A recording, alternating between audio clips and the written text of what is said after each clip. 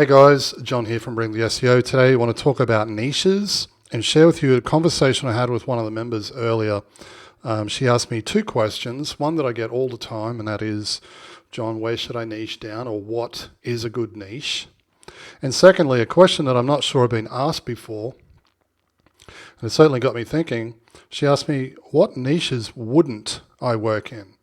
And this got me thinking back to numerous campaigns that I've worked on over the years, and as to whether or not I would work in those industries again.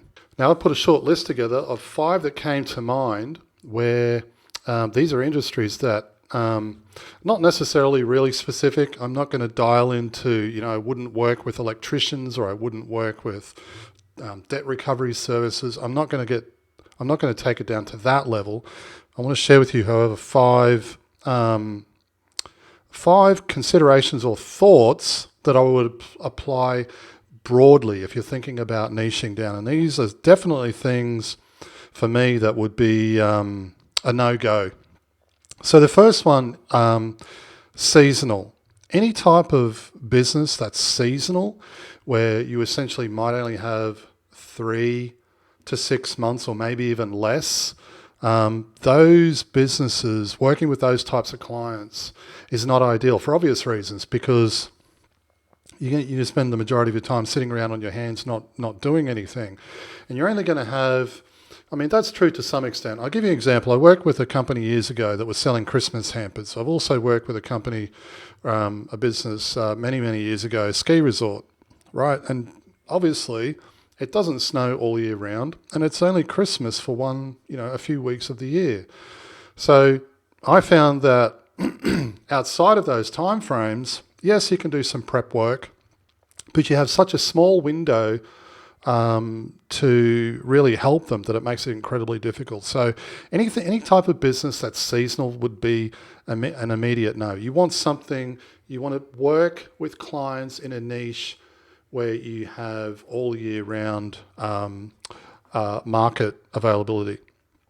The next one is anything with long sales cycles. Now for this, I've scribbled down 2 things that came to mind. The first one was real estate agents, and the second one is lawyers or legal firms where the cases, they might secure a client today, but the results or outcome for that that legal case, the outcome of that or the result of that may not happen for several months, into the year. And of course, for real estate agents, they might sell a property today and settlement might go through, in 2 or 3 months' time. And as you all know, there are already existing issues with SEO in terms of time frames and delays and latency and everything else. And I found that, or at least the times that I've worked with people in these types of environments, any time where the outcome or payment or settlement or result of working together, whenever that was a really long sales cycle, that made things really difficult. Because you want to be able to, and of course, if you've listened to or watched any of my previous videos, I push emphasis around return on investment, and that can make clearly demonstrating return on investment difficult, because if you're doing the work today and you're not seeing the results of that, for several months down the track, that can make things a little bit challenging. The next point here is multi-level marketing. I'm not a big fan of working in enterprise SEO, and that's not to say that it doesn't work. The earning potentials or opportunities in that space are massive. But anytime I've found you get into, working with clients that are, $7,500, $10,000 a month and upwards, things, the dynamics of those types of campaigns and the interactions and relationships you have with those types of clients, it changes dramatically. And I think the biggest deterrent for me was, not only working with numerous decision makers, but everything takes 3 times as long. Everything takes much longer. Simple decisions, I've got to speak with this person who needs to check with this person. And, for me, I'm really not interested in that. I want the easy money. And this is something that I recommend to all of my students. And again, that's not to say that enterprise level SEO doesn't work. It certainly does. It's certainly more profitable, but it's much, much different than traditional mid-tier SEO.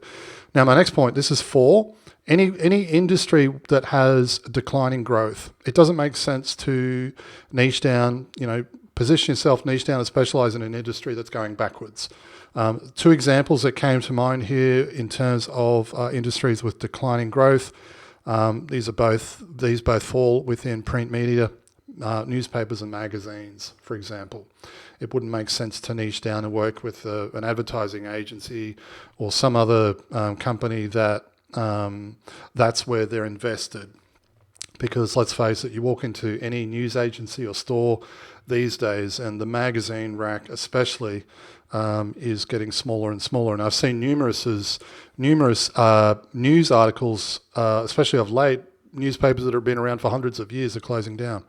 I'm not sure how many of you are niched down into or doing SEO for newspapers, but I give that example in a general sense. Any type of print media, which falls under the category of an industry that may be experiencing a decline in growth.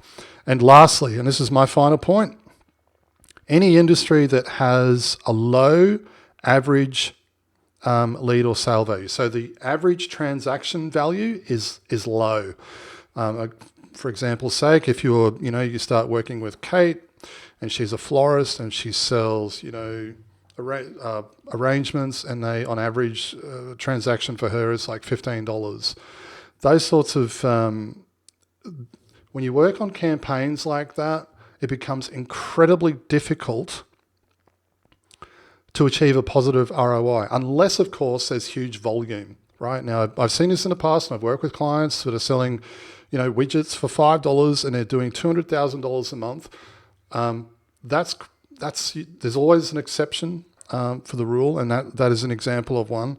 But typically speaking, you want to position yourself into a niche where the average transaction value of the average transaction is high, because then of course you'll be able to charge more. If you're trying to charge, let's say $3,500 or $5,500 a month, and a client is selling blue widgets for $5, you've got to sell a lot of blue widgets in order to get a positive return on investment for your client. So there's 5, not really niches, but there's 5 considerations around where I wouldn't position myself and where I wouldn't niche down. Hope you found this useful. I look forward to seeing you in the next video. Cheers.